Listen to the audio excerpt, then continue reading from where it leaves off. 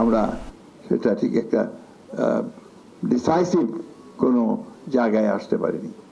যে কথাটা এখানে আমাদের বিশেষজ্ঞরা বলেছেন অত্যন্ত জোর দিয়ে, আমি সেই কথাটা অত্যন্ত জোর দিয়ে বলতে চাই যে এই কাজগুলোর জন্য সবচেয়ে বেশি যেটা প্রয়োজন হচ্ছে পলিটিক্যাল কমিটমেন্ট।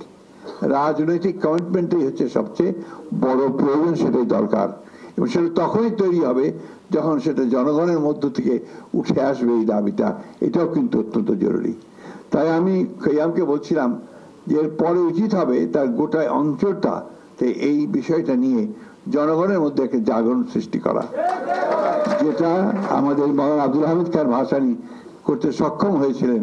তিনি ফারাক্কা মার্চ করে গোটা বিষয়টাকে, সেই ফারাক্কা ব্যারেজের বিষয়টাকে শুধু দেশে নয় আন্তর্জাতিকভাবেও সেটাকে সামনে নিয়ে এসেছেন, যার ফলশ্রুতিতে আমরা দেখেছি যে শহীদ প্রেসিডেন্ট জিয়া রহমানও সেটাকে আন্তর্জাতিক বিশ্বে এই বিষয়টাকে নিয়ে গেছেন। আমরা একটা ট্রানজিশনাল পিরিয়ডে আছি। ডক্টর দেবপ্রিয় ভট্টাচার্য বলেছেন এবং আমাদের জিল্লুরও বলেছেন যে নেক্সট গভর্নমেন্ট, পরবর্তী সরকার, নিঃসন্দেহে পরবর্তী সরকারগুলোকে এই কাজগুলো করতে হবে। কিন্তু আজকে একটা সুযোগ তৈরি হয়েছে, এই অভূতপূর্ব একটি ছাত্র গণ অভ্যুত্থানের মধ্য দিয়ে আমাদের একটা জাতীয় ঐক্য তৈরি হয়েছিল।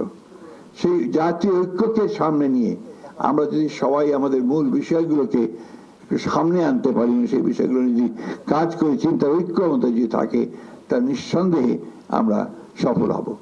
আজকের ফারাক্কা ব্যারেজ বা ফারাক্কা বাঁধ শুধু ফরিদপুর এলাকা, রাজবাড়ী এলাকার সমস্যা নয়, এটা আজকে পুরো দক্ষিণাঞ্চলের সমস্যা। সুতরাং ওই মানুষ, আপনাদের সমস্ত নাগরিকদেরকে যেটা বললেন, সেই নাগরিকদেরকে আজকে ঐক্যবদ্ধ হতে হবে, সব স্তরের মানুষদেরকে হয়ে তাদেরকে সেই দাবি নিয়ে সামনে দাঁড়াতে হবে। সেই যে সরকারই আসুক, যেটা আমাদেরকে আমরা চাই, যেটা ডক্টর হোসেন জিল্লুর বলেছেন যে আগে থেকে এই বিষয়ে আমরা কাজ করতে পারি কিনা। অবশ্যই আমরা এই বিষয়টাতে আপনারা অত্যন্ত সচেতন।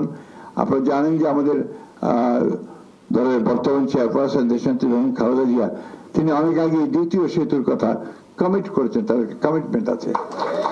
এবং আমরা রাজনৈতিক দল হিসেবে আমরা মনে করি যে এই সমস্ত অঞ্চলগুলোকে, এখানে যেখানে জীবন জীবিকা প্রশ্ন জড়িত আছে, আপনার মানুষের নিরাপত্তা প্রশ্ন আছে, যে প্রশ্নটা আইনুল নিশাত সাহেব করেছেন, যে প্রসঙ্গটা তুলেছেন, অত্যন্ত গুরুত্বপূর্ণ প্রসঙ্গ, যে দক্ষিণাঞ্চলের বহু অংশ এখন আপনার মানুষ চলে যাচ্ছে, ছেড়ে যাচ্ছে, কারণ সেটার আর বাসোপযোগী থাকছে না।